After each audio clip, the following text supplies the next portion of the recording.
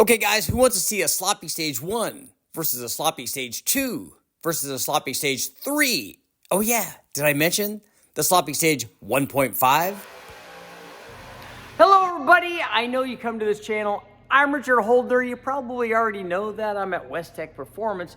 And here's what I was thinking today. Almost all of us have heard of the sloppy stage 2 camshaft. It's famous, right? But did you know there's also a sloppy stage 3 cam and a sloppy stage 1 cam? That's right, bookends on both sides of that famous sloppy stage 2 cam. Did you also know there's a sloppy stage 1.5 cam? That's right. And the problem is, until now, nobody has ever tested all of these cams and compared them directly back to back. Until now. Who wants to know what they do? Let's check it out. So I'm excited about this comparison between all the sloppy cams. We've got the sloppy stage 1, the 1.5, the famous sloppy stage 2, and the sloppy stage 3. And we're starting off actually with the sloppy stage 3. It's a cam I've never run before. It seems a little bit big for available piston valve clearance, but guys have said that they've run it, so we've just put it in. We're going to fire this thing up. Hopefully you have enough piston to valve clearance, because we actually have a set of cylinder heads on here. The trick flow heads that are on here have been milled 30, and this is a flat top. Not that the flat top changes piston to valve clearance. Compared to the dish piston in the LM7, this is an L33. But it'll be cool to find out how well this camshaft works as a sloppy stage 3 in the comparison to the 2 and the 1 and the 1.5. So let's fire it up and see what happens.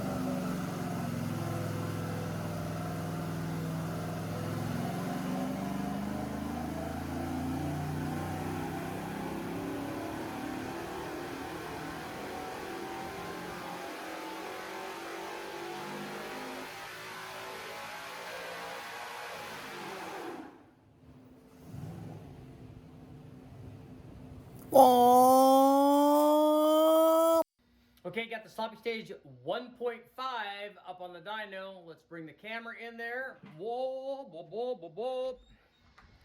Whoa, whoa. We'll hook the camera up, make a pull on the 1.5. See how much different it is than the sloppy stage deuce. See how we're doing there. Can't see my hand anymore. There we go.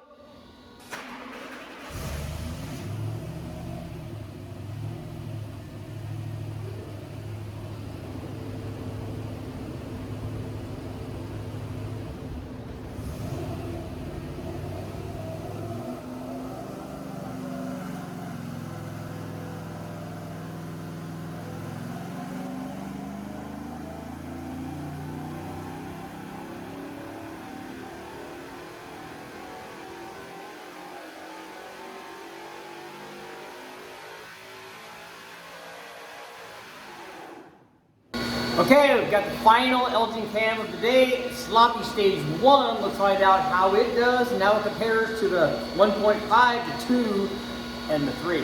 Let's start it up.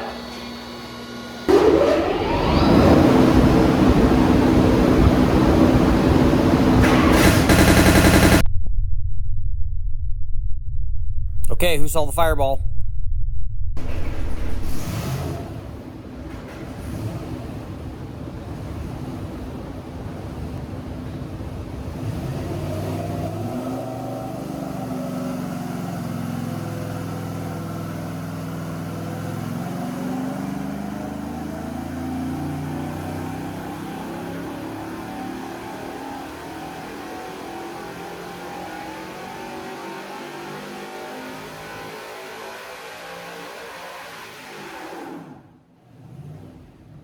Okay guys, here it is, the moment of truth. This is what you've been waiting for. Finally, the dyno results of the sloppy stage 1 versus the 1.5, the 2, and the sloppy stage 3 camshafts. Before we get going on that, we need to take a look quickly at our test motor. It is the all-aluminum 5.3 liter L33 that I got from the wrecking yard. It had since been upgraded with TrickFlow 220 heads, ported by the guys at Brian Tooley Racing, and milled 10,000. So before you start complaining, please do make the comments, but please also note that if you've been watching this channel for any length of time, you'd realize that if we run the test with these heads or they run the test with stock heads, the only difference is we start at a higher power level because it makes more power with the better heads, and then we end at a higher power level. None of these cams, in fact, no cams, are going to like one cylinder head more than they like another. The only thing that happens is the motor makes more power with the better cylinder head and will make more power when we add the camshaft because it has the ability to breathe. So let's get going.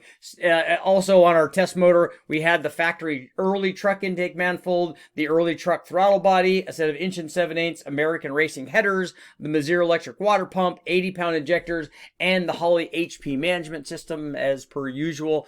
Starting off with our sloppy stage 1 camshaft, this combination produced 452.5 horsepower. Peak torque occurred at 6,000 RPM.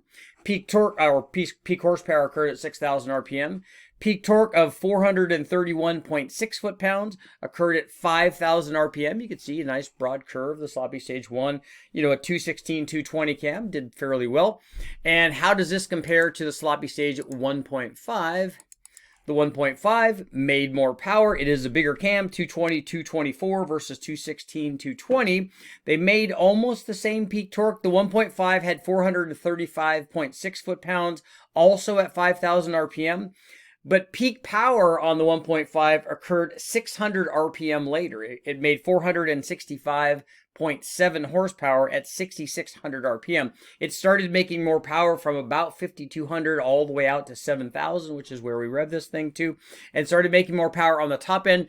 There was maybe a slight loss down in the 2,500 RPM range down here. As you can see, I'll move the cursor around. You can kind of see what's going on there. So we're starting to see already a little bit of a trade-off, and that will come into play later on.